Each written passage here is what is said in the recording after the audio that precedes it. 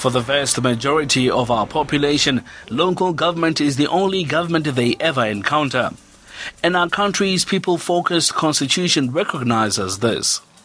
South Africa is one of the few countries to have entrenched the powers, responsibilities and functions of local governance in their constitutions. The constitution is quite clear on the score. Every South Africa's municipality is to provide democratic and accountable government for local communities, to be responsive to the needs of the local community, to ensure the provision of services to communities in a sustainable manner, to promote social and economic development, to promote a safe and healthy environment, to encourage the involvement of communities and community organizations in matters of local government, to facilitate a culture of public service and accountability amongst its staff. In other words, the Constitution envisages a productive interchange between the municipality and the community it serves. Is this happening? Not well enough. In a recent review of South Africa's 278 municipalities by COGTA, the Department of Cooperative Governance and Traditional Affairs revealed the three groups of municipalities. In the first group, local officials have got the basics right, even though there's much work still to be done. A second group are almost dysfunctional and need help to get the basics right. And the final group are dysfunctional and require a great deal of work to get the basics right. In other words, there are three paths: the low path, the middle path, and the high path. South Africa cannot afford to allow even one municipality to languish on the low path any longer. The future of our country is at stake here. It's not all doom and gloom. Huge numbers of people have been successfully ushered over the threshold of poverty over the 20 years of democratic government, people who are now gainfully employed in decent jobs and earning a living wage. 73.4% of South Africans now have access to piped water within their homes or onto their dwellings. In Gauteng, Western Cape and the Free State, this figure rises to an average over 97%. 84.7% have access to electricity for lighting. 90.6% South Africans now have access to a flush or chemical toilet, and only 1.5% have no access to waste removal services. These are encouraging achievements, and municipal and local government officials can congratulate themselves on this. But on the other side of the same coin, we see a very different reality. 26% of our fellow citizens still have no access to piped water into their homes. Almost 16% have no access to electricity for lighting. Almost 10% have no access to a flush or chemical toilet. And almost 2% have to dispose of their own waste. These are people crying out for help, and the help we give them cannot be entrusted to incompetent individuals and dysfunctional municipalities. We have to act, and act very quickly. For starters, Minister of Cooperative Governance and Traditional Affairs Pravin Gordhan has called for a back-to-basics approach in terms of which municipalities will set clear benchmarks for the performance of their basic responsibilities every day without fail. This includes the consistent provision of basic services and maintenance like grass cutting, patching of potholes, ensuring that robots and street lights are working, and that refuse is removed regularly. These basics must be provided by all municipalities. The basics approach also means that all municipal council structures must be functional and meet regularly. Oversight committees must be in place, perform without interference, and ensure that there is transparency and accountability on these processes.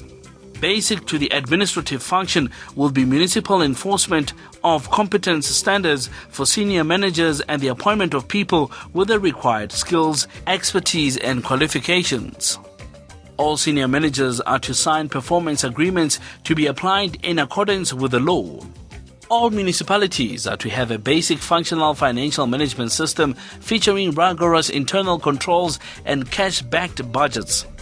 This is a system that aims to cut wasteful expenditure, a system with post-audit action plans, and one that will act decisively against fraud and corruption. There are to be clearly defined platforms for community engagement and dialogue, and transparent, responsive and accountable processes are to be followed.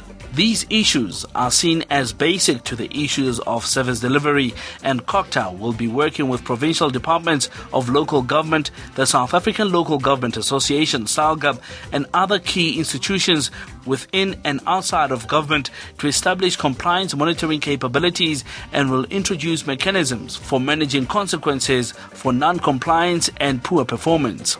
The goal of COGTA's Back to Basics initiative is nothing less than the transformation of the local government agenda, and the action plan has 3 clear priorities. Number 1. Put all municipalities on the middle path. Not even one municipality should be on the lower path. Number 2. Support those on the middle path to reach the high path. And number 3, support and motivate municipalities already on the high path to remain there. To strengthen the effort, Minister Godan and his team have also identified critical issues. They include the development of a rapid response capability to deal with the most pressing problems of dysfunctional municipalities and systems, taking firmer steps to understand and appropriately respond to the structural challenges of our society, including the distorted spatial legacy of the apartheid era, the consequence of rapid urbanization, and strengthening of the role of district municipalities in the provision of bulk services. Another important issue is that of continuing to build strong institutions, systems and processes in local government. On this score, Minister Godan had previously announced the founding of a local government training institute. Another step beyond the basic level is the question of stimulating more effective interaction between the various sector departments involved in service delivery at national and provincial level.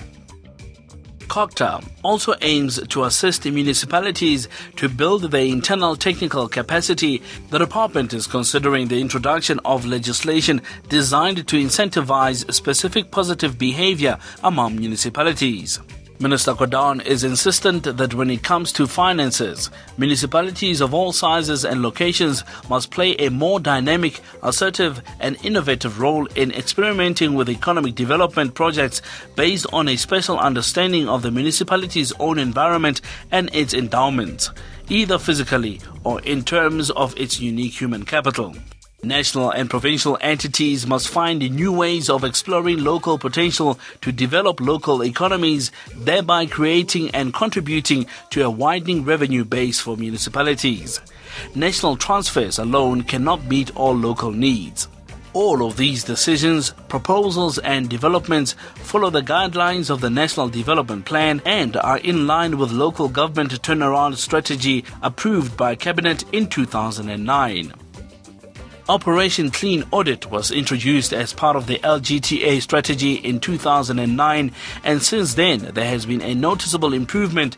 The number of auditees receiving an unqualified opinion, municipalities have received strong technical support and increased institutional and management capacity through the Municipal Infrastructure Agent, the MISA. Over 100 municipalities have benefited from MISA initiatives and over 36,000 job opportunities have been created. Government is also taking firm action to strengthen the system of municipal performance monitoring, reporting and evaluation, and has intensified the fight against corruption. COGTA has partnered with the law enforcement agencies and provinces to ensure allegations of corruption and fraud are properly investigated and that the outcome of the investigations is regularly reported. In the end analysis, it is the mastery of the basics that will place every one of our 278 municipalities, if not all on the high path, then at least on the middle path, as we march together towards a better life for the whole South African family. And while we are busy with this, we continue to stretch out the hand of compassion to those in need. For the indigent, COGTA have the Free Basic Service Program, a measure to ease the suffering of those most at risk. For the able-bodied but poorly skilled, COGTA offers the Community Work Program, which provides work opportunities and on-site training in the field of community self-improvement with a guaranteed minimum monthly wage in return for 8 days of work a month. These programs represent a salvation for hundreds of thousands of the most severely challenged, while the municipalities that represent the front line of the service delivery system do what they have to do to sharpen their performance and so reduce the number of people condemned to the outskirts of society.